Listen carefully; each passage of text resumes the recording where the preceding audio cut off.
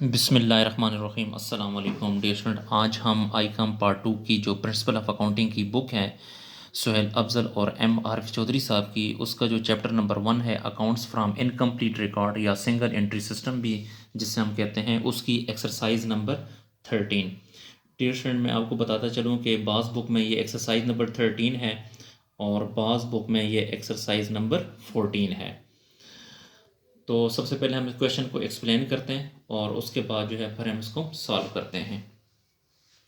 इसमें कहता है कि Mahmood keeps his books by single entry and desire you to prepare the profit and loss account for the year ended 30 September 2022 together with a balance sheet as on that date. Upon analyzing the cash book of the year you find the following. Dear student, ये जो है ये cash book है, ये cash book का रसीद side है और ये कैश बुक का पेमेंट साइड है। अच्छा, ये है रसीड फ्रॉम डेटर। रसीव्ड फ्रॉम डेटर यानी ये कैश रसीव्ड है, तो इसकी जगह लिख लेते हैं ये कैश रसीव्ड है, कैश रसीव्ड। और ये रसीव्ड फ्रॉम कैश सेल है, ये आपकी कैश सेल है। उसके बाद ये जो है ये बैंक ओवरड्राफ्ट ऑन 1 अक्टूबर 2021, ये जो है ये बैंक ओवरड्राफ्ट है, यानी ये लोन जिसे हम कहते हैं, तो ये लोन है 19,500। इंटरेस्ट ऑन बैंक ओवरड्राफ्ट, जो इंटरेस्ट है बैंक ओवरड्राफ्ट पे, उस पे इंटरेस्ट हमने 525 रुपये पे किया है। ये जो है ये इनडायरेक्ट एक्सपेंस है, ये मैंने यहाँ पे आई लगा दिया, आई का मतलब है इनडायरेक्ट एक्सपेंस। मैनेजर को सैलरी पे की है 4,000, ये भी इनडायरेक्ट एक्सपेंस है। और स्टाफ को सैलरी पे की है 24,000, ये भी इनडायरेक्ट एक्सपेंस है। जनरल एक्सपेंस ये भी इनडायरेक्ट एक्सपेंस है, आई का मतलब है indirect. Paid to trade creditors, हमने क्रेडिटर को पे किया है, ये कैश पेड है, कैश पेड। उसके बाद balance with cashier on 30 September 2022, ये बैलेंस है यानी कैश इन हैंड जिसे कहते हैं, ये जो है ये कैश इन हैंड है, कैश इन हैंड। डिस्टेंट ये मैं साथ साथ लिख रहा हूँ ताकि आपको ज़रा सही समझ आए। अच्छा, उसके बाद पेज को थोड़ा सा ऊपर करते हैं।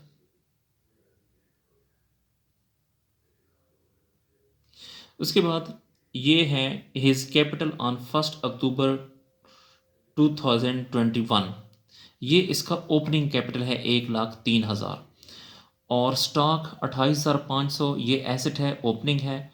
डेटर 68,000, ये भी ओपनिंग डेटर्स है। फर्नीचर 4,000, ये भी ओपनिंग है। बिजनेस प्रीमिसेस 48,000, ये भी ओपनिंग एसेट है। एंड क्रेडिटर 26,000, ये भी ओपनिंग लाइबिलिटी है। डियर स्टूडेंट, मैं आपको बताता चलूँ कि ये जो दो लाइनें हैं, ये दो लाइनें, ये सारे का सारा ओपनिंग डेटा है,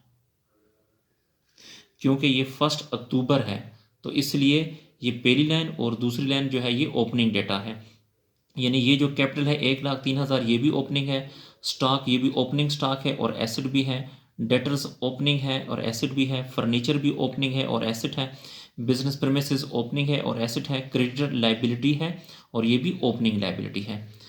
अब ऑन 30 सितंबर 2022, अब ये जो दो लाइनें हैं ये एंडिंग डेटा है, या जिसे हम क्लोजिंग डेटा भी कहते हैं। एंडिंग डेटा भी कह सकते हैं और इसे क्लोजिंग डेटा भी कह सकते हैं।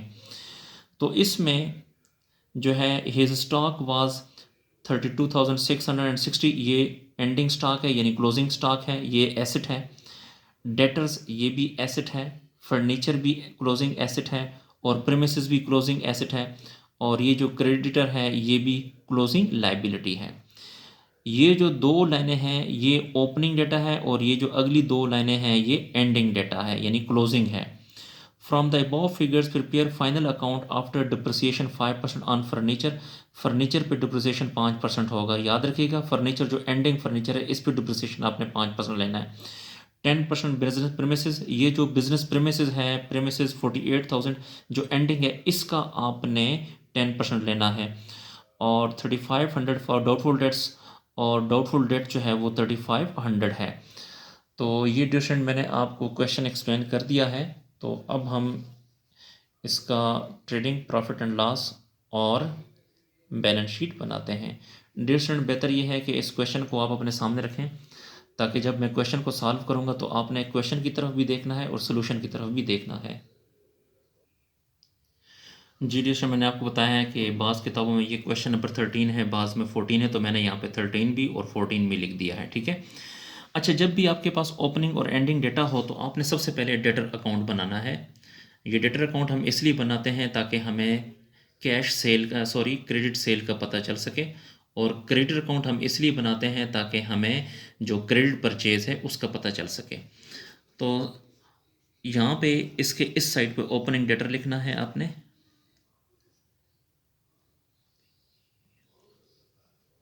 Opening debtor,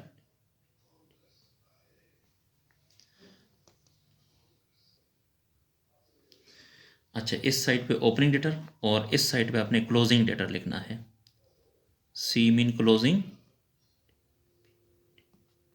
debtors. और इस क्लोजिंग डेटर के नीचे आपने लिखना है कैश रिसीव्ड, यहाँ पे लिखेंगे कैश रिसीव्ड। तो ओपनिंग डेटर अगर आप बुक में देखें तो ओपनिंग डेटर हमारे पास है 68,000, यहाँ पे लिखें, और क्लोजिंग डेटर यानी एंडिंग डेटर है हमारे पास 92,000, और कैश रिसीव्ड अगर आप देखें तो कैश रिसीव्ड डियर फ्रेंड मैंने आपको बताई थी, ये है कैश रिसीव्ड, ये कैश रिसीव्ड है 78,000, तो कैश रिसीव्ड है 78,000। अब आपने इन दोनों का देखना है कौन सी साइड बढ़ी, तो ये वाली साइड बढ़ी है 92,000 प्लस 78,000, तो ये आता है 1,70,000, तो यहाँ पे लिखें, और यही 1,70,000 यहाँ पर भी लिखें। ये 1,70,000 में से अगर 68,000 को आप माइनस करें तो बाकी आपके पास आ जाएगा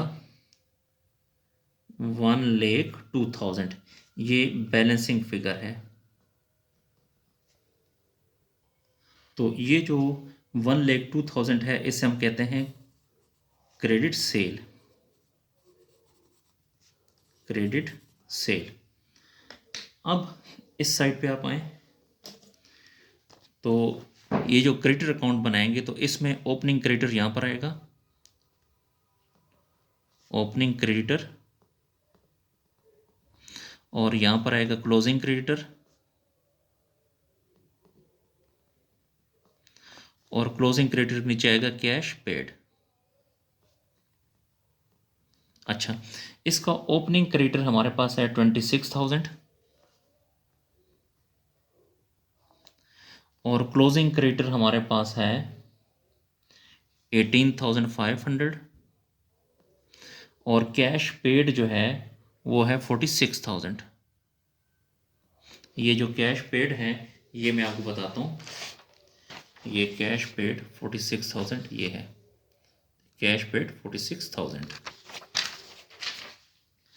अब इसका आपने टोटल करना है, तो इन दोनों में से ये वाली साइड बड़ी है 18,500 प्लस 46,000, तो ये आ जाएगा 64,500,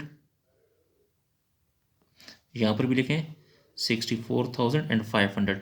64,500 में से 26,000 को माइनस करें तो आपके पास आ जाएगा 38,500। ये जो 38,500 है इसे आपने क्रेडिट परचेज कहना है, ये जो है ये क्रेडिट परचेज है। ये क्रेडिट अकाउंट हम इसलिए बनाते हैं ताकि हमें क्रेडिट परचेज का पता चल जाए, और डेटर अकाउंट इसलिए बनाते हैं ताकि हमें क्रेडिट सेल का पता चल जाए। ये जो 38,500 है ये बैलेंसिंग फिगर है। अच्छा, अब हमारी रिक्वायरमेंट के मुताबिक जब ये डेटर और क्रेडिट अकाउंट बन जाता है तो फिर हम trading and profit and loss account बनाते हैं। ऊपर आपने कंपनी का नाम लिखना है, असल क्वेश्चन आपका यहाँ से शुरू हो रहा है। मिस्टर महमूद ये कंपनी का नाम है, और trading and profit and loss account, और यहाँ पे लिखेंगे for the year and 30 September 2022। Page को ज़रूर पर करें। अच्छा, अब हम ट्रेडिंग और प्रॉफिट एंड लॉस अकाउंट बनाने जा रहे हैं।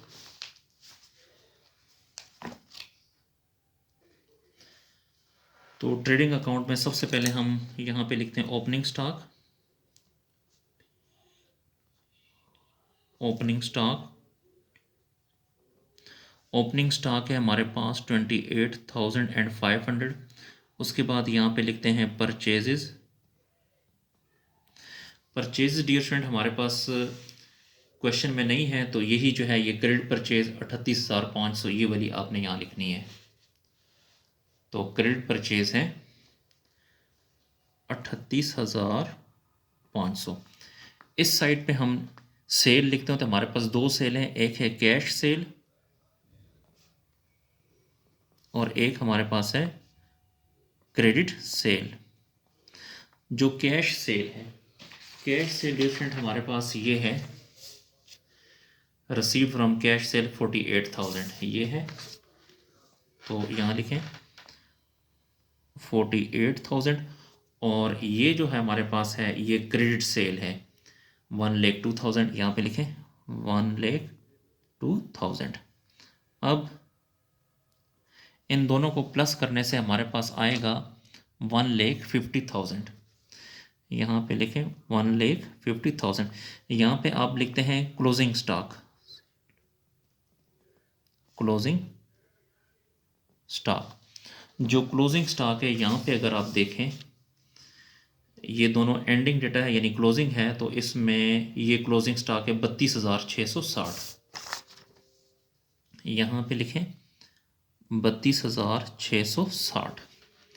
अच्छा, अब उसके बाद देखना है कि ये वाली साइड बड़ी है कि ये, तो ये वाली साइड बड़ी है। 1,50,000 को प्लस करें 32,660 तो इससे आ जाएगा, यानी इन दोनों को प्लस करने से आ जाएगा 1,82,660। ये यहाँ पर भी लिखें 1,82,660। इसमें से ये दोनों माइनस करें, यानी 1,82,660 माइनस 28,500 फिर माइनस 38,500, यानी इस अमाउंट में से ये दोनों माइनस करें तो बाकी हमारे पास अमाउंट आ जाएगी 115 और 660। इसे हम ग्रॉस प्रॉफिट कहते हैं, ग्रॉस प्रॉफिट।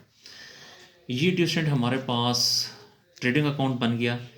ट्रेडिंग, अब प्रॉफिट एंड लॉस अकाउंट बनाते हैं। तो प्रॉफिट एंड लॉस अकाउंट के लिए ऊपर पेज को करते हैं।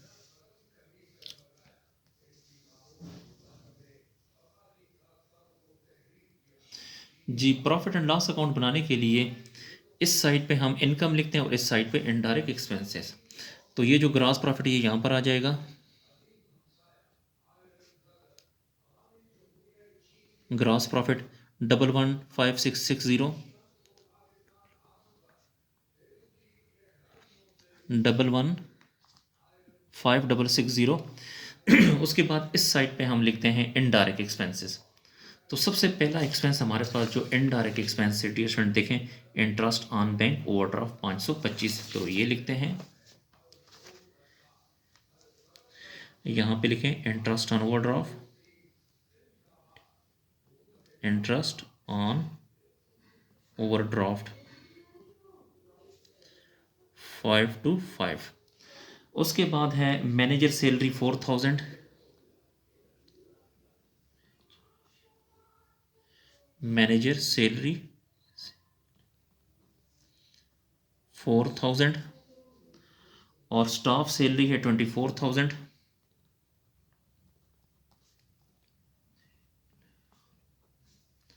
स्टाफ सैलरी है 24,000 और उसके बाद जनरल एक्सपेंस है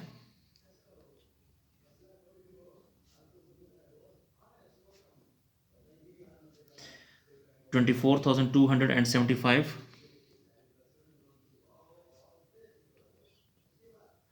अच्छा, उसके बाद फिर डिप्रिसिएशन है, तो depreciation on furniture, depreciation on furniture. देखें यहाँ पे अगर आप देखें तो फर्नीचर की अमाउंट 4,000 है और उस पर डिप्रिसिएशन 5% है। तो 4,000 का 5%, तो 4,000 का 5% आता है 200। और इसी तरह डिप्रिसिएशन ऑन प्रेमिसेस है 10%। बिजनेस प्रेमिसेस, बिजनेस प्रेमिसेस की जो अमाउंट है वो 48,000 है और इसका 10%, 48,000 का 10% आ जाएगा 4,800। और इसके अलावा रिजर्व फॉर बेड डेट है, रिजर्व फॉर बेड डेट वो है 3,500।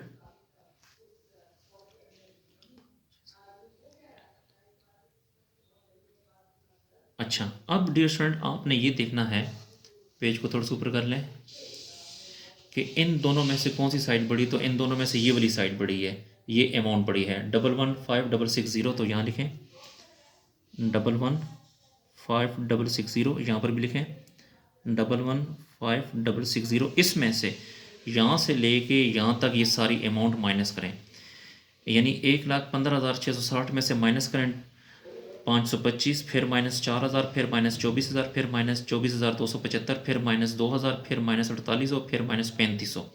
तो इस अमाउंट में से यहाँ से लेके ये सारी अमाउंट हमने माइनस की, तो बाकी बैलेंस हमारे पास बच गया 54,360। इसे आपने नेट प्रॉफिट कहना है। तो यहाँ पे लिखें नेट प्रॉफिट। डियर स्टूडेंट, ये हमारे पास नेट प्रॉफिट आ गया। अब इसके बाद हम बनाते हैं बैलेंस शीट। तो बैलेंस शीट की तरफ आते हैं जी। तो ये बैलेंस शीट है, ऊपर कंपनी का नाम आएगा, यहाँ पे लिखना है बैलेंस शीट एज ऑन 30 सितंबर 22। यहाँ पे एसेट और यहाँ पे लाइबिलिटीज़, जितने एसेट्स होंगे वो आपने इस साइड पे लिखने, जितनी लाइबिलिटीज़ होंगी वो आपने इस साइड पे लिखनी है। तो हमारे पास सबसे पहला एसेट आप लिखें cash in hand, cash in hand. Cash in hand है 7,700। उसके बाद एंडिंग स्टॉक, जितने भी एंडिंग एसेट हैं वो आपने यहाँ पर लिखने हैं। एंडिंग स्टॉक है 32,660। उसके बाद एंडिंग डेटर, डेटर्स हमारे पास है एंडिंग 92,000। इसमें से आपने माइनस करना है प्रोविजन 3,500। इसमें से 3,500 को माइनस करेंगे तो आ जाएगा 88,500। उसके बाद फर्नीचर है, फर्नीचर की अमाउंट है 4,000। इसमें से माइनस करें डिप्रिसिएशन, 4,000 में डिप्रिसिएशन थी 200, तो 4,000 में से 200 को माइनस करें तो 3,800। उसके बाद नेक्स्ट है हमारे पास प्रीमिसेस है, प्रीमिसेस हमारे पास है 48,000 और इसमें से माइनस करें डिप्रिसिएशन, तो प्रीमिसेस पे डिप्रिसिएशन थी 4,800, तो 48,000 में से 4,800 को माइनस करें तो बाकी आएगा 43,200। इसके बाद इस साइड पे अगर आप आएँ तो सबसे पहले आपने यहाँ पर लिखना है क्रेडिटर, एंडिंग क्रेडिटर, क्योंकि ये लाइबिलिटी है। एंडिंग क्रेडिटर से 18,500, तो यहाँ लिखें 18,500। और इसके बाद यहाँ पे आपने लिखना है कैपिटल। कैपिटल हमारे पास ओपनिंग कैपिटल है 1,03,000। इसके साथ आपने प्लस करना है नेट प्रॉफिट। नेट प्रॉफिट हमारे पास है 54,360। 1,03,000 जमा 54,360, तो इससे आ जाएगा 1,57,360। 1,57,360। अब डियर स्टूडेंट आपने पेज को थोड़ा सा ऊपर कर लें। अब ये दोनों साइड आपस में इक्वल होने चाहिए, तो प्लस करें 18,500 प्लस 1,57,360, तो इससे आ जाएगा 1,75,860।